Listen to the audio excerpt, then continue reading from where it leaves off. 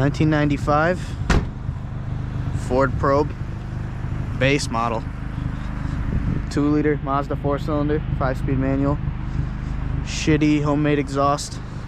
That's about it, really. Very basic car. 32 miles a gallon though. That's why we bought it. 32 miles a gallon, baby. Very slow, but very light. Very fun to drive for a car that gets 32 miles a gallon. And this is my daily. This is what I'm driving. Driving this car 50 miles a day almost. Never hurting for gas money in this thing. Just really needs a muffler. That's about it. And paint, I guess. But very fun. Doesn't really like to rev that much, actually. For a Japanese 4-cylinder, it's kind of torquey, actually. Down low, it has plenty of power. You can drive this thing all day without even having to brake 2,000 RPM. As I'll demonstrate here, I mean, you can accelerate. You can short shift this car, it doesn't really care. Look, not even going past 2 grand. Accelerating just fine. If I were doing this in the Talon, it would be lugging awful, but this Mazda, what is it, an F2? A Mazda F2, I want to say? I'm not sure. It's a Mazda 2-liter 4-cylinder. This car is based on the Mazda 6, MX-6, sorry.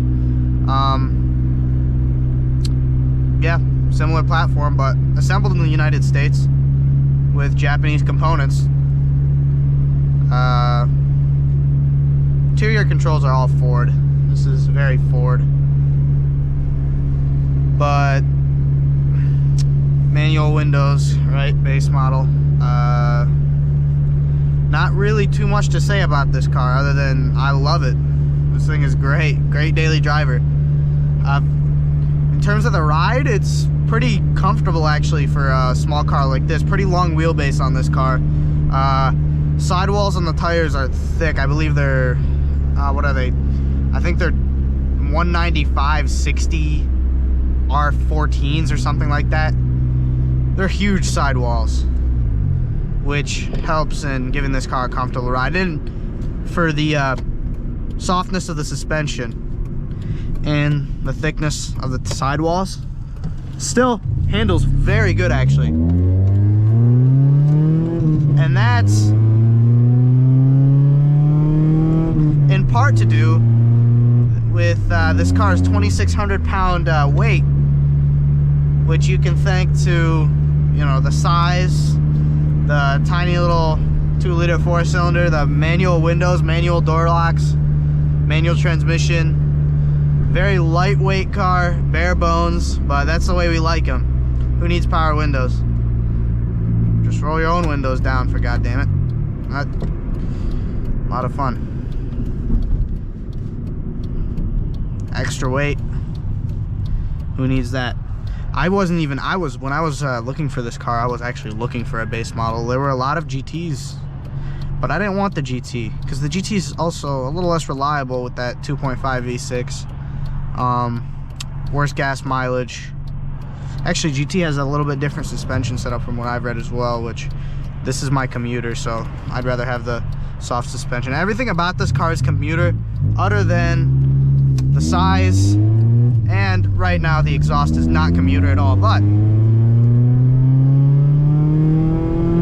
oh dude, this car is so slow.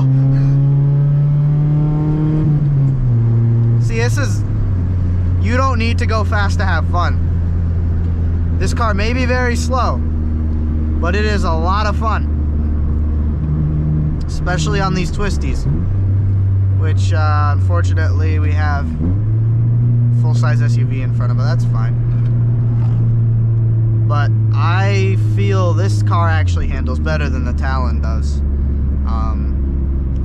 on the turns, even though it is front-wheel drive. I attribute that to this car's a lot lighter than the Talon. It's a bit wider than the Talon, and the OEM suspension is just better on this.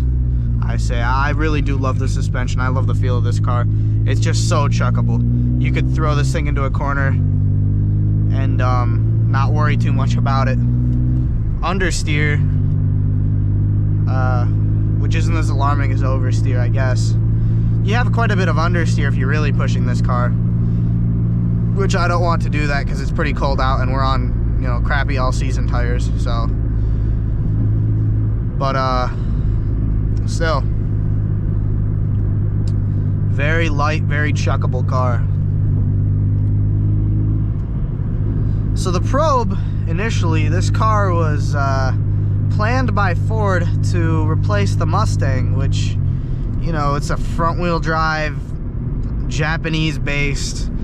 There was a lot of backlash on it, you know, justifiably so.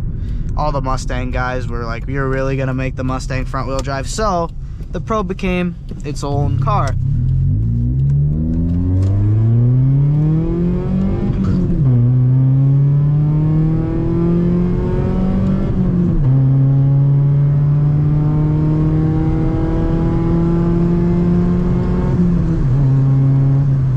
Which were very fast, especially compared to the Fox body.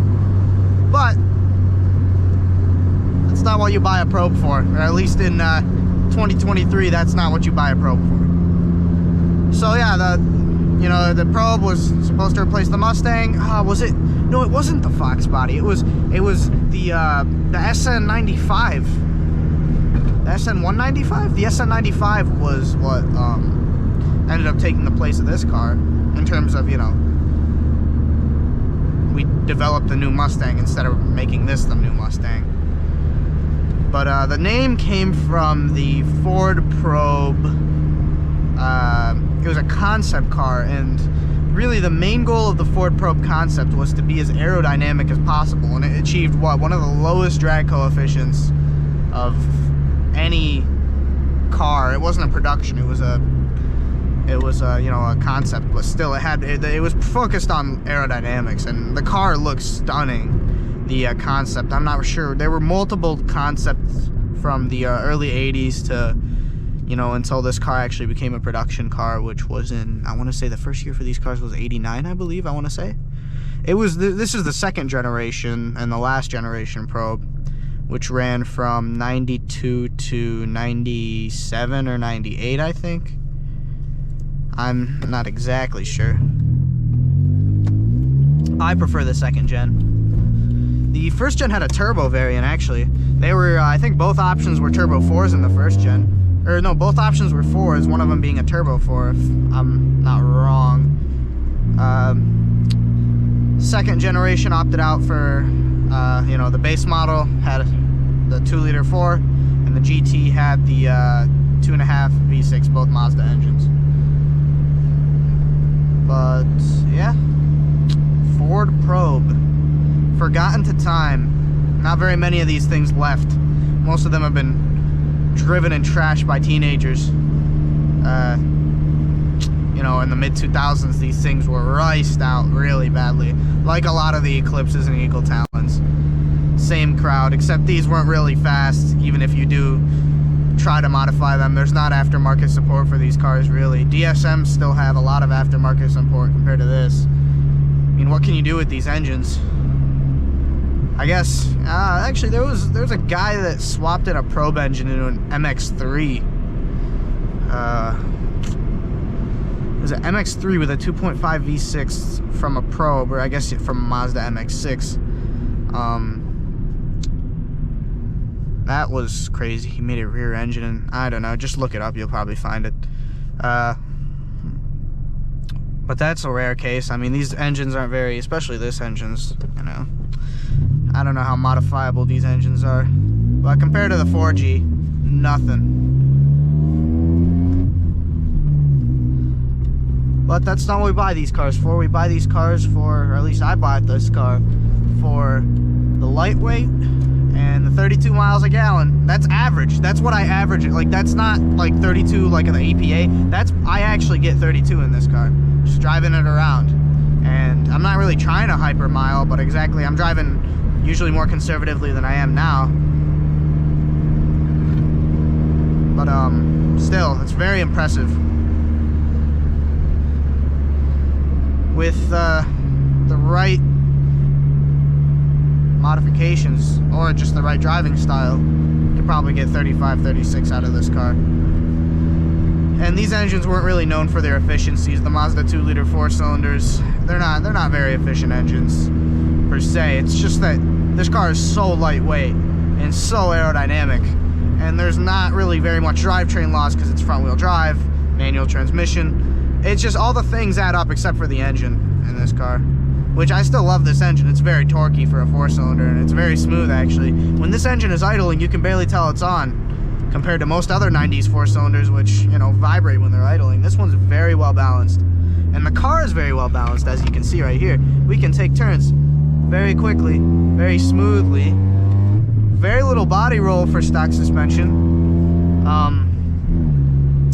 Little bit of understeer, which is, you know, with a front-wheel drive car, that's a given. But understeer is easier to catch than oversteer, I guess. So there's that. But yeah, 1995 Ford Pro base model. Ideal daily driver in my situation. Maybe in yours too, if you're not carrying very much. There you go. Thank you.